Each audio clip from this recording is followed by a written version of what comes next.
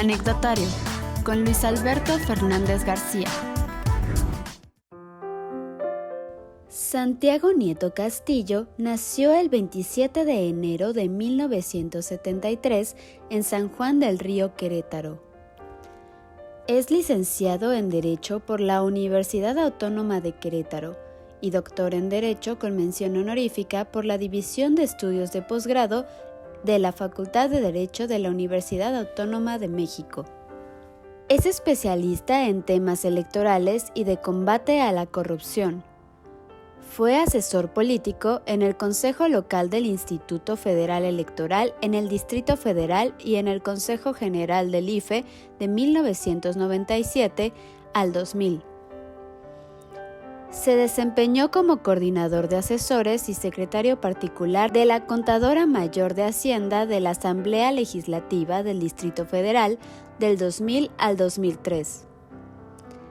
En el Poder Judicial de la Federación se desempeñó como secretario técnico en la Secretaría Ejecutiva del Pleno del Consejo de la Judicatura Federal. Ocupó el cargo de secretario técnico en el Instituto de la Judicatura Federal y como secretario de Estudio y Cuenta y jefe de Unidad de Investigación y Difusión en el Tribunal Electoral del Poder Judicial de la Federación durante el periodo del 2003 al 2007. En 2008 fue designado por el Senado de la República como magistrado electoral regional, fungiendo durante 3 años como presidente de la Sala Regional de Toluca del Tribunal Electoral del Poder Judicial de la Federación. Colaboró como investigador del Instituto de Investigaciones Jurídicas de la Universidad Nacional Autónoma de México de 2014 a 2015. En febrero del 2015 fue designado por el Senado de la República como titular de la Fiscalía Especializada para la Atención de Delitos Electorales. Durante su gestión se enfatizó el combate al financiamiento ilícito a las campañas electorales y el uso de recursos públicos para fines electorales.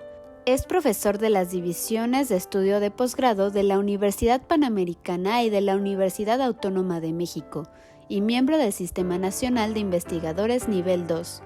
Es autor de 5 libros en materia constitucional y electoral.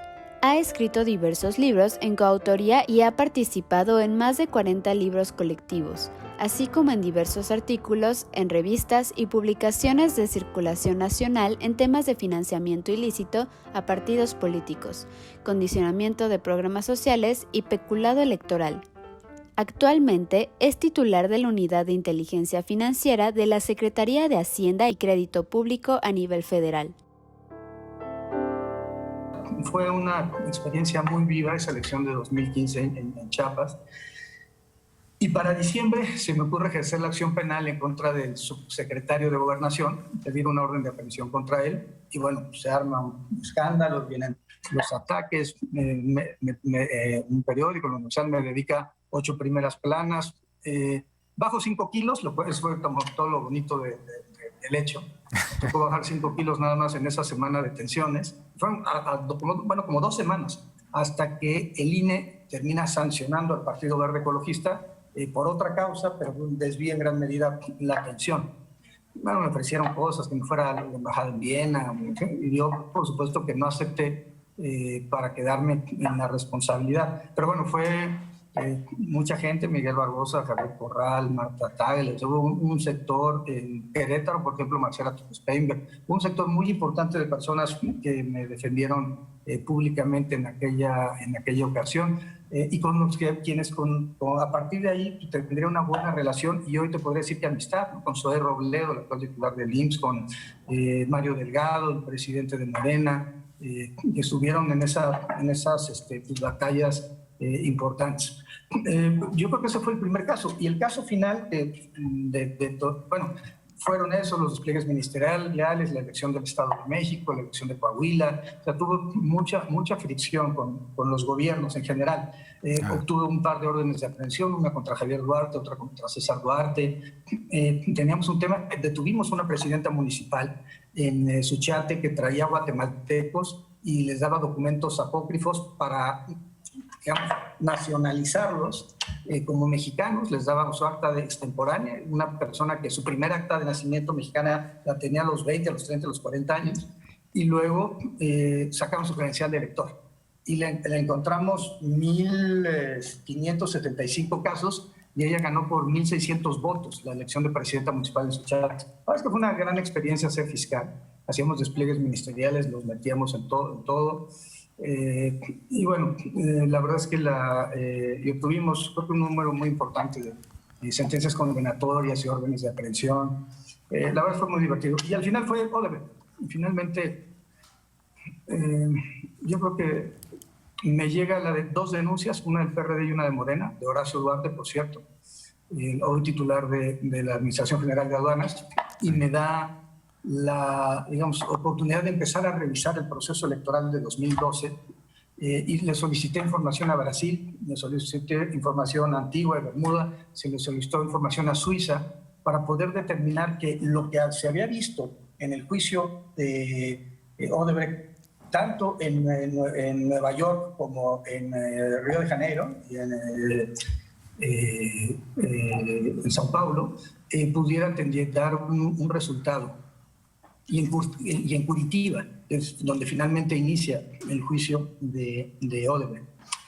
Marcelo Odebrecht había declarado que le había dado, y Luis Weiss, le habían dado recursos a Emilio Lozoya. Se hablaba en total de $10 millones, de 2010 hasta 2016. Y eso implicaba $4 millones que se habían entregado durante 2012, el año del proceso electoral, en donde Enrique Peña Nieto fue designado presidente de la República. Entonces me tocó investigar esa parte, iniciar la investigación, que al final del día la podría completar ya hasta la unidad de inteligencia financiera. Fueron días realmente muy complejos. El entonces Procurador General de la República, Raúl Cervantes, renuncia, dice que había concluido la investigación del caso Odebrecht. No lo menciona así, pero dice el caso de corrupción más importante de América Latina. Después me enteraría que le piden también mi renuncia y él se niega y termina renunciando él, para no cortarme la cabeza y para no determinar un ejercicio de la acción penal en el caso de Odebrecht. Y yo le sobreviviría pues en realidad 4 días. Para el 20 de octubre, el encargado de despacho, que además ni siquiera reunía los requisitos para ser fiscal o procurador general de la República, me destituye de forma ilícita un viernes en la tarde. Además me dice, regrésate a tu oficina. Cuando iba yo de camino de regreso hacia mi oficina, me dice mi secretaria particular, que por cierto, egresada de la UAC, en ese entonces Mitzi Pichardo, me dice que tengo que no vaya porque hay 3 agentes de la Policía Federal Ministerial armados que quieren entrar a mi oficina y que pues, iban con la consigna, entiendo yo, de detener. A lo mejor una foto detenido, pues, la verdad es que nunca me lo hubiera quitado de encima, digo, en términos mediáticos. Pero bueno, fue un momento complejo. Sentí una enorme solidaridad con varios integrantes de mi equipo que me acompañaron esos días, hasta que por la presión de la visitaduría, de la Contraloría, todo el mensaje del entonces presidente del PRI, Enrique Ochoa, diciendo que sabía yo que había cometido un ilícito y quería la cárcel, la forma como el entonces secretario de Gobernación habló frente a los diputados diciendo que había cometido una conducta delictiva, tiene que ser procesado, la presión para que yo no llegara a comparecer en el Senado, y finalmente el hecho de que los gobernadores de oposición terminan pidiéndole a los senadores que voten la ley de ingresos, con lo que me cerró cualquier posibilidad de negociación. Estaba, me acuerdo, caminando en Paseo de la Reforma con compañía de 2 personas, Gustavo Troye, lo mencioné, mi secretario particular, estaba también Erika Pérez, que hoy es la delegada de Migración en Querétaro, todavía haciéndome compañía en esos momentos, donde tenía ya amenazas en contra de mis hijas, donde traía 7 denuncias, inclusive César Duarte, que sigue hoy prófugo de la justicia, me había presentado una denuncia, Lozoya me había presentado otra. Entonces llegó un momento en donde decidí que lo óptimo era retirarme, que no podía, ya no, 2 partidos me habían perdido la confianza, el PRI y el Verde Ecologista, y que entre la ética de la convicción, de mis convicciones personales, y la ética de la responsabilidad, en términos de Weber, yo tenía que escoger por la ética de la responsabilidad y hacer lo que era importante para mi institución y para el proceso electoral que se hiciera en ese contexto. Si había existido un acto de responsabilidad por parte del gobierno de Peña Nieto, yo tenía que actuar exactamente en las antípodas y, por tanto, mantener una postura que impidiera que hubiera una confrontación mayor. Al final, pues, mi ex esposa recibió como fotografías, le mandaron cosas, también un trabajo muy sucio abajo, además de toda la presión que yo tenía en el ámbito de la fiscalía. Redacté un oficio, una carta, la leí frente a los medios de comunicación y ahí pues planteé muy claro que me iba a dedicar a la academia y a preparar mi defensa jurídica. Al día de hoy, de esas 7 carpetas de investigación o averiguaciones previas, inclusive una anterior que tenía, ya se encuentra en un ejercicio de la acción penal. Me tocó todavía en algún momento que le pidieran a la Agencia de Investigación Criminal que yo no tuviera ningún tipo de seguridad. En 2 ocasiones se robaron las llantas de la camioneta que tenía, una incluso en el edificio de un departamento que un amigo mío me prestó para vivir esos meses, unos 20 meses en realidad me quedé a vivir ahí. Y todo este esquema finalmente me permitió, finalmente me llevaría a que Horacio Duarte y Marcelo Ebrard me invitaran, en su momento Marcelo Ebrard a tomar un café, que Marcelo Ebrard me invitara a Jalisco, a Tlaquepaque, a unirme a la campaña del presidente López Obrador, y después a estar en todos los lados donde fui requerido, Puebla, Hermosillo, Guanajuato, Jalisco, en todos los lugares donde me pidieron que fuera a participar por parte de la campaña. Nuevo León, estuve yo presente en las defensas jurídicas y en la construcción de la presentación de denuncias en los casos que nos tocan llevar. Fue una época muy intensa como cualquier proceso electoral, pero esta posibilidad de reinventarse finalmente valió la pena, y el presidente López Obrador yo creo que vio en mí que tenía experiencia en la investigación de financiamiento ilícito. Recuerdo que cuando estaba en Tlaquepaque, habíamos quedado que al final del meeting yo me iba a ir con él para platicar, y en realidad lo que sucedió es que llego yo a la hora pactada, 11:40, y no había empezado ni siquiera el meeting. Entonces un periodista del Universal me dice: oye, ¿qué está haciendo usted aquí? Y le digo, pues bueno, ni modo que le dijera, pues vine por unos jarritos de Tlaquepaque. Y le dije, no, pues me tengo que sumar a la campaña, me vengo a sumar a la campaña del presidente López Obrador.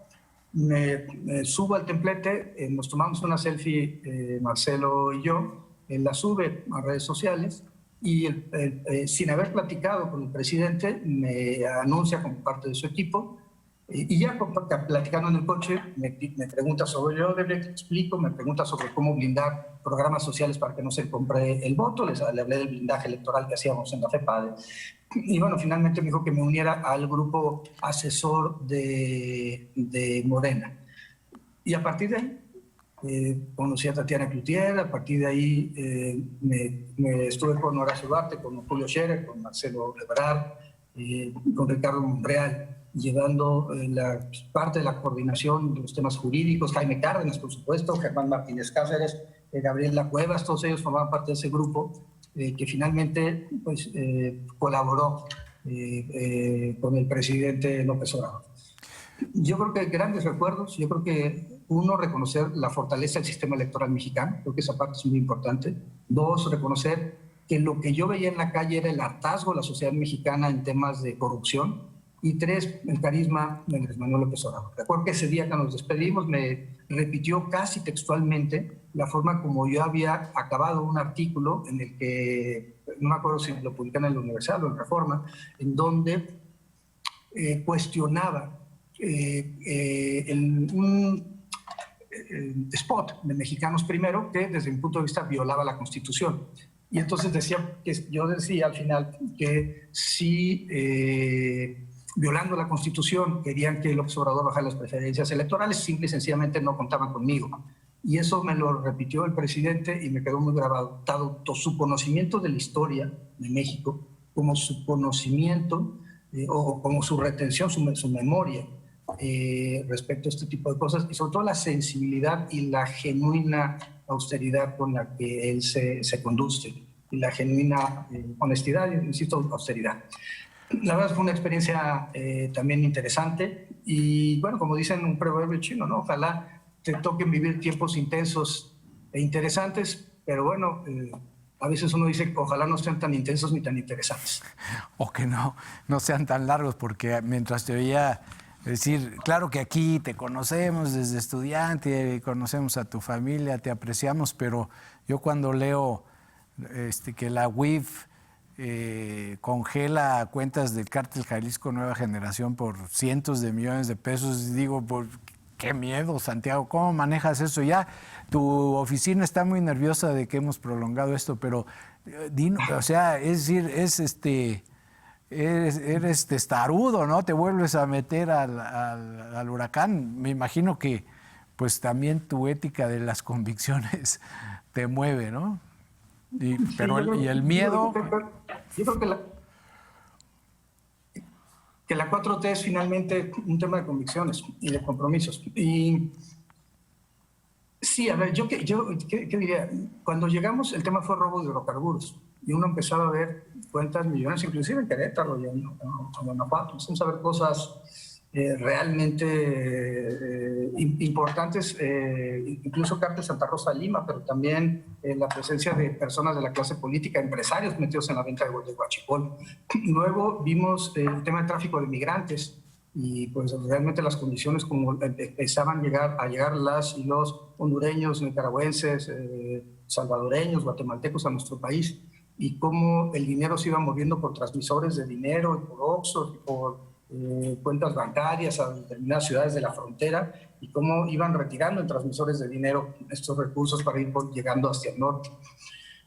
Luego nos metimos al tema de trata de personas. Realmente es una cosa trágica cómo traen a jovencitas de Sudamérica o de Europa del Este para los table dance, para prostitución forzada, o cómo las niñas mexicanas de Puebla, de Oaxaca, de Tlaxcala, de Guerrero, son llevadas a las grandes ciudades norteamericanas y a las grandes ciudades mexicanas en temas de prostitución. Son casos, hablar incluso con las víctimas de 30, 40, no sé, tenían que tener 40 relaciones diarias al día. Entonces, realmente es terrible toda esta parte, es indignante. El tráfico de órganos, y ver, por supuesto, los temas de tráfico de drogas y tráfico de armas. Tenemos 19 organizaciones delictivas de alto impacto en el país, y lo importante es, pues en esta estrategia del gobierno mexicano de no generar una guerra, pues lo importante es poder controlar la corrupción política que les da cobijo, la corrupción judicial, ministerial, que les abre el espacio de operación, las estructuras financieras, que es lo que hacemos nosotros, el combate a las estructuras financieras, el combate al sicariato y a los líderes de los grupos criminales, y finalmente el combate a la base social. Hay que reconocer que en México en muchos espacios tenemos una base social amplia, porque hay personas que culturalmente o económicamente no ven más opción de vida que la vinculación con la delincuencia organizada. Por eso se necesitan programas sociales, por eso se necesita desarrollo rural. ¿No? Mi padre alguna vez ganó el premio Alejandría en Querétaro, en la Universidad Autónoma de Querétaro, por una investigación que tenía que ver sobre el agro mexicano. Y uno de los temas, yo recuerdo, centrales, es cómo hacemos para que haya desarrollo en las comunidades, en los espacios, sobre todo en municipios de escaso desarrollo, para efecto de evitar que sean cooptados fácilmente por grupos delictivos. Lo mismo, cómo poder cambiar esa cultura que tenemos de ensalzamiento de los grupos delictivos, y finalmente la contracultura que surge de esto, ¿no? Entonces, la función de la UIF es muy interesante porque toca todos estos temas. El lavado de dinero es transversal. Entonces lo podemos encontrar en corrupción política, lo podemos encontrar en tráfico de armas, en tráfico de drogas, o lo podemos encontrar en las aduanas, o lo podemos encontrar en los temas relacionados con elecciones, inclusive, ¿no? El financiamiento ilícito de las campañas electorales. Entonces, yo creo que es una actividad muy interesante, y yo estoy muy honrado de que el presidente López Obrador me haya tenido la confianza, pues, para estar aquí, ¿no? Tuve la fortuna de que 2 veces he sido designado por el Senado de la República para cargos públicos y ahora pues, muy honrado de que el Ejecutivo me haya permitido tener esas experiencias de vida y este trabajo. Pues y a nosotros, Santiago, llega el momento de despedirnos. Nos da también mucho gusto que estés ahí. Nos sirve a todos los ciudadanos tu trabajo. Realmente no soy amigo de la adulación, pero realmente antes se oía poco de la Unidad de Inteligencia Financiera. Tú le has impreso un carácter. Entiendo que también es la postura, la convicción del presidente de la República de luchar contra la corrupción, pero lo haces muy bien. Y gracias también por estos minutos que nos has regalado. No, muchísimas gracias, Luis Alberto. Gracias por esta oportunidad. Un saludo y un abrazo a mi querida Universidad Autónoma de Querétaro. Y bueno, finalmente creo que lo importante es hacer equipo, tener una visión de Estado e ir trabajando por que cada institución por la que uno pase funcione para lo que constitucionalmente fue diseñada o legalmente fue diseñada para hacer. Pues te mando un abrazo, Luis Alberto. Gracias por todo. Gracias, igualmente gracias a todo el equipo y a ustedes. Hasta la próxima, misma hora, mismo canal. Hasta luego.